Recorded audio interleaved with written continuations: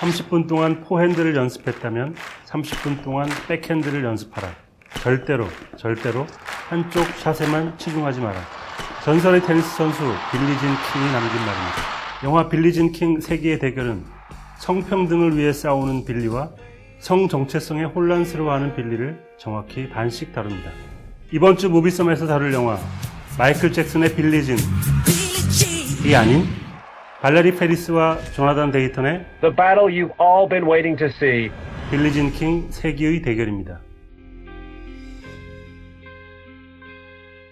안녕하십니까. 무비썸 시간입니다. 이번 주 다룰 영화 빌리진 킹 세기의 대결입니다. 네, 빌리진 킹 하면 테니스 영화로 알려져 있었고요. 사실 테니스가 굉장히 보수적인 경기거든요. 그리고 보통 경기 윈블던 같은 거 보고 있으면 심판이 제일 많이 하는 말이 플리즈입니다. 좀!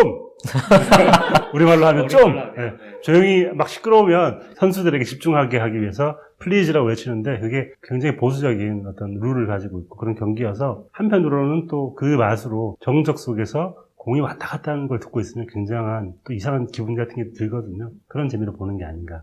자, 이제 썬포인트를 통해서 영화의 매력을 하나씩 들여다보겠습니다. 첫 번째 썬포인트, 9천만 분의 2.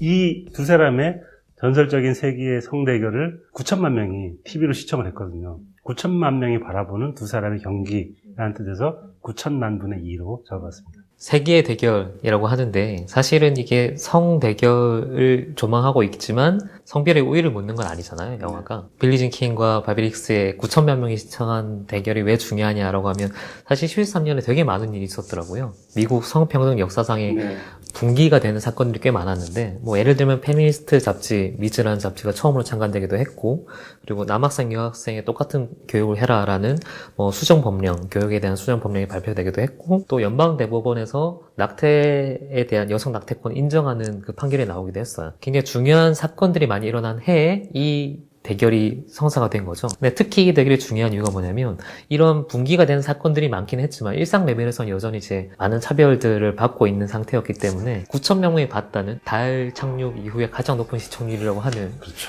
9천만 명의 이목이 모이는 대중적인 사건이 이 분기를 만들어주는 어떤 움직임, 에너지의 어떤 촉발점이 된 거죠.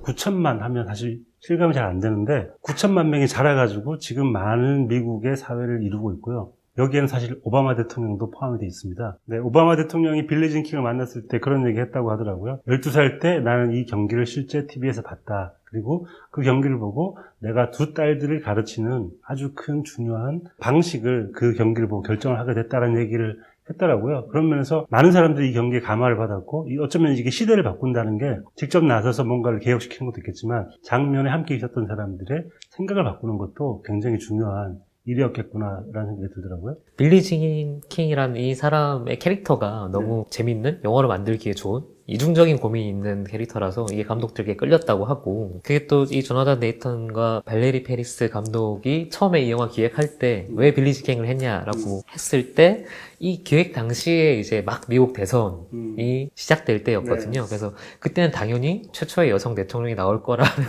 그런 가정하에 그 시작이 언제부터 움직임이 있었냐는 거에 대한 얼만큼 우리 사회에 변했냐는 걸 보여주려고 이걸 기획을 했다고 하는데, 뭐 결과적으로는 다른 지금 우리가 역사를 보고 있는 상황이라 좀 아이러니하게 됐지만, 어쨌든 여성이 변화하는 거에 대한 큰 분기가 되는 사건 중에 가장 대중적인 사건 중에 하나가 이 빌리진 킹과 바비릭스의 성대결이라고 할 수 있죠.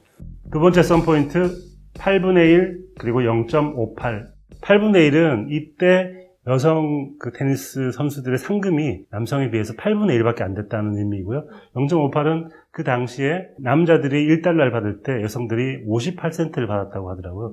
지금은 사실 많이 좋아졌다고 하지만 아직도 79센트예요. 그만큼 여권 신장이 정말 힘든 과정을 거치고 있구나라는 거를 딱 숫자로 보여주는 것 같습니다. 실제 또 엠마 스톤, 이 역할을 맡은 엠마 스톤이 할리우드 내에서의 여자 배우들의 출연료에 대한 운동들을 하고 있고, 이 영화 만들 당시에도 여러 가지 공적인 발언들을 많이 하고 있기 때문에 그런 좀 상징적인 의미도 있는 것 같고요. 영화 시작할 때 이제 빌리진 킹이 문제를 제기하면서 여사 테니스 협회를 만들잖아요. 그 전에 있던 그 사우스 웨스트 협회, 그러니까 잭 크레이머와의 문답이 이때 당시 상황을 정확하게 보여주는 거죠. Oh, come on, be reasonable. I mean, there's no way that we could afford that. 잭 크레이머가 남자가 훨씬 더 빠르고 정신력으로 뛰어났다. They're faster. Fact. And they're stronger. Fact. And they're more competitive. Just a fact. 역동적이다 경기가. 뭔가 정신론을 얘기하고 있으면 빌리진 킹 굉장히 현실적인 얘기를 하는 거예요. You're offering the men's winner exactly 8 times what you're offering the women's winner. Do we bring in an eighth of the crowd? I don't know percentages, but Well, they sold the exact same amount of tickets to the women's final today as the men's. 상식적인 사업가의 마인드인 거잖아요. 근데 그걸 반대하는 쪽에 이 주장들이나 근거가 오히려 훨씬 더 정신론적인, 반대로 얘기하면 별다른 근거가 없는 거예요. 심리적인 저항에 가까운 거죠. 그러니까 사실 잭 크레이머와 바비 릭스가 똑같이 거의 비슷한 주장을 하고 있는데 왜 남성이 더 우월한지에 대한 합리적인 근거를 얘기하지 않아요. 실제로 사실 지금도 미국에서 임금 격차가 나는데 왜 임금 격차가 나는지를 확인을 해보니까 남자니까. 이게 사실 답이에요. 지금 현재로서의 답인데 이걸 어떻게 하면 바꿀 것인가가 사실은 굉장히 중요한 화두일 텐데 그 중요한 화두에 중요한 질문 하나를 던지는 영화가 바로 이 영화가 아닌가. 그래서 이 영화 오락적으로도 굉장히 재밌고 집중력 있게 끌고 나가는 게 뭔가 이런 여권 신장에 대한 드라마를 메시지화시켜서 투사하려고 애쓰지 않아요. 그냥 그 인물들을 보여주는 거거든요. 사실 대결 자체가 되게 의미 있는 거고 각자의 인물들은 각자의 계기와 사정이 있는 건데 그거를 균형감 있게 보여줘요. 물론 어느 정도는 빌리진 킹이라는 인물의 방점이 찍혀있긴 하지만 바빅스에 대한 캐릭터도 꽤 잘 보여주고 캐릭터 굉장히 재밌거든요. 그런 균형 감각이 어떤 의미에서는 여권 신장을 얘기하는 영화로서는 적절한 화법이라고도 할 수 있죠. 아까 말씀드린 것처럼 포핸드와 백핸드, 여권 신장에 대한 어떤 부분과 빌리진이 사랑을 느끼는 어떤 자신의 성 정체성을 느끼는 부분이 두 개가 사실 계속 번갈아가면서 반복이 되는데 두 개의 화면이 전 굉장히 다른 것 같더라고요. 빌리진 킹이 사랑을 느끼는 여성과의 장면에서는 그 클로즈업을 많이 쓰고 빌리진 킹의 활발한 모습을 보여줄 때는 굉장히 먼 거리에서 샷을 많이 잡더라고요. 그 두 개의 샷이 어쩌면 이 빌리진 킹을 보여주는 두 가지 방법이 아니었나 라는 생각이 들더라고요. 이게 개인적인 싸움과 정치적인 싸움 두 가지를 동시에 해야 되는 캐릭터인 거잖아요. 두 개를 확실히 분리하고 있고요. 말씀하신 것처럼 이 미용사 마를린이라는 사람과의 교감. 사실 빌리진 킹은 동성애자가 아니었는데 당시만 해도 이때부터 성 정체성의 혼란을 느끼고 눈을 뜨는 단계인 거죠. 사랑에 빠진 순간을 그리는 방식이 굉장히 재밌다고 느꼈어요. 사실 동성애 영화들, 동성애를 소재로 하는 영화들을 보면 동성을 대상화할 때가 있거든요. 뭔가 다르고 특별할 것 같다라고 해서 개개인이 특별한 거지 그냥 그 동성애라는 그 상황이 특별한 게 아니거든요. 이 영화에서도 두 사람의 이제 교감 나누는 방식을 그릴 때 그 미용사니까 머리를 잘라주잖아요. 그때 연출이 말씀하신 클로즈업과 그 머리카락 자른 소리와 손소리. 되게 졸리잖아요. 그렇죠. 편지. 머리 자르면 되게 졸린데 거기에서 빌리진 킹이 잠을 자지 않는 것만으로도 굉장히 교감을 나누고 있다는 걸 느낄 수 있습니다. 그게 굉장히 섹시한 장면이잖아요. 이런 동성애를 소재로 한 영화들을 보면 사랑에 빠진 순간을 잘 그려야지 설득이 돼요. 왜냐면 인간이 인간에게 느끼는 감정이다라는 걸 전달해야 되기 때문에 그 사랑에 빠진 순간을 그린 영화 중에 가장 제가 기억하는 최근에 나온 인상 깊은 영화는 캐롤 같은 영화인데 뭔가 포장하지 않죠. 그냥 배우의 눈빛으로 그걸 전달하잖아요. 백화점에서 두 사람이 만나고 처음으로 대화를 나누고 장갑을 두고 가고 장갑을 찾아주는 그 장면에서 보고 있는 사람이 정말 설레고 두 사람이 얼마나 서로에게 끌리고 있는지를 말을 하지 않지만 표정으로 화면으로 보여주고 있는 것 같아요. 또 한편으로는 아가씨에서 이 이빨을 갈아주는 이죠, 이. 이빨은 동물의 이고요. 인간의 치아. 인간의 시야를 갈아주는 아가씨의 이를 이렇게 갈아주는 그런 장면과 약간 매칭이 되기도 하죠. 네. 세 번째 썬포인트 54대 28.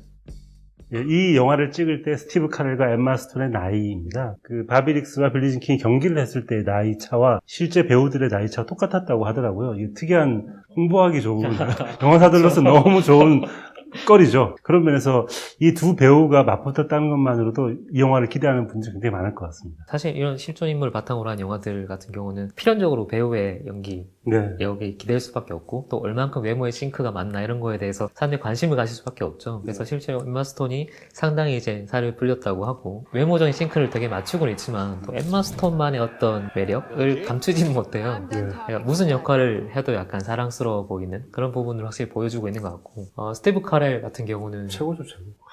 정말 스티브 카렐은 현존하는 할리우드 배우 중에 제일 연기를 잘하는 사람인 것 같아요. 폭스캐쳐에서 실존 인물을 연기할 때도 그 디테일 막 약간 구부정하면서 소심하고 의기소침한 표정 같은 게 너무 디테일했는데 이번 연기에서도 대단했습니다. 사실 영화상 분량은 바비릭스를 보여줄 수 있는 분량이 상당히 적은데 그럼에도 불구하고 존재감을 드러내는 거는 거의 스티브 카렐이 영향하는 거고 사실 연기하는 쇼맨이잖아요.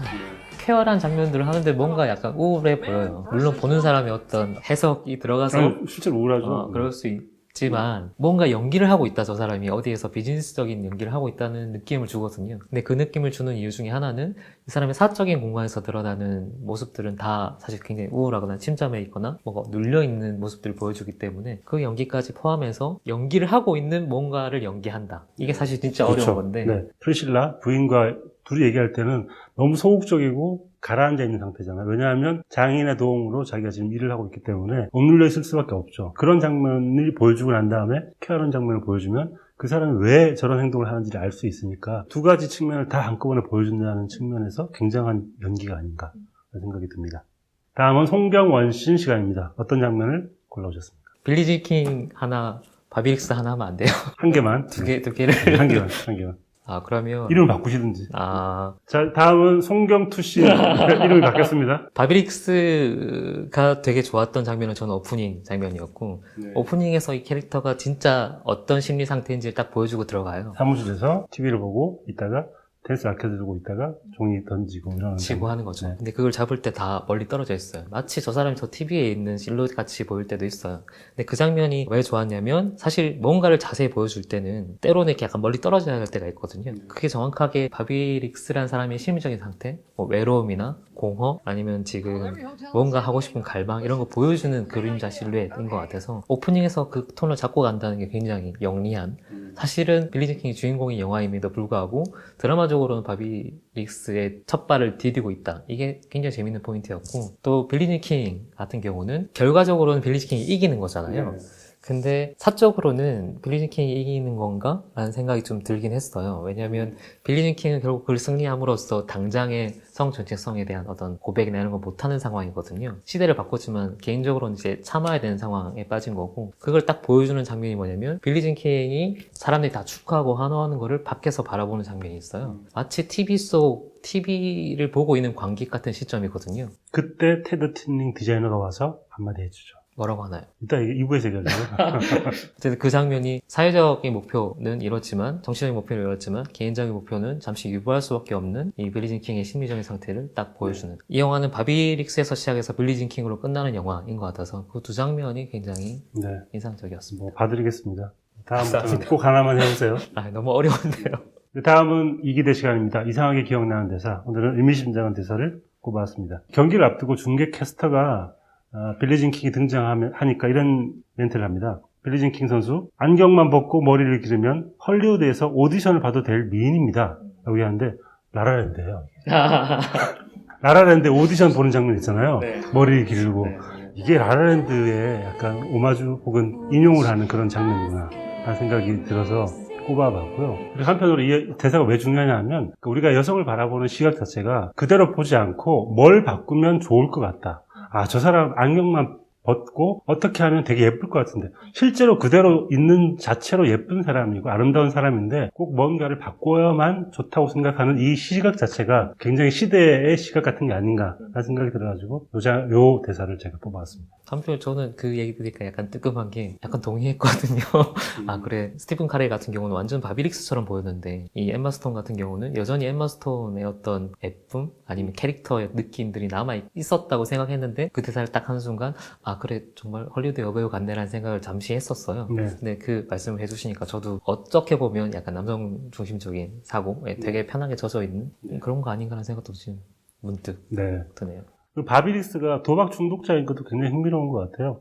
도박 중독자로 살면서 도박 중독자 모임에 나가서 또 하는 말이 멋있잖아요. 당신들에게 필요한 건 이걸 끊는 게 아니라 도박을 더 잘하는 거다. 이기면 여기 올 필요가 없다. 갬블러와 허슬러의 차이를 뭐 그렇죠. 얘기하는 거죠. 그럴 때 그 상황과 똑같은 이야기처럼 보이는데, 잭 크레이머가 빌리진 킹한테 해주는 말이 있어요. 좋은 선수와 위대한 선수의 차이가 뭔지 아느냐? 좋은 선수는 뭐 감정에 휘둘리지만 위대한 선수는 감정에 휘둘리지 않는다 라는 얘기를 하는데, 어쩌면 바비릭스는 도박사로서 굉장히 중요한 좋은 자질을 가지고 있는 사람인 것 같고, 빌리진 킹은 위대한 선수로서의 자질을 가지고 있는 대비되는 두 사람인 것 같아요. 이 대비되는 것들을 감독이 어떻게 극적인 연출로 뽑아내는가가 사실 역량이잖아요. 그런 측면에서는 이 콤비는 정말 연출을 잘하는 분 중에 하나고, 이 영화에서 가장 두드러진 대비 중에 하나는 색감이죠. 전체적으로는 약간 LGN TV 보는 것처럼 약간 날아가 있는 파스텔 톤, 세피아톤이죠, 약간. 그 톤으로 이제 그리고 있는데, 크게는 색감이 이 영화도 한 두 가지 정도인 것 같아요. 하나는 약간 주광색, 따뜻한 톤의 주황색이 있고 하나는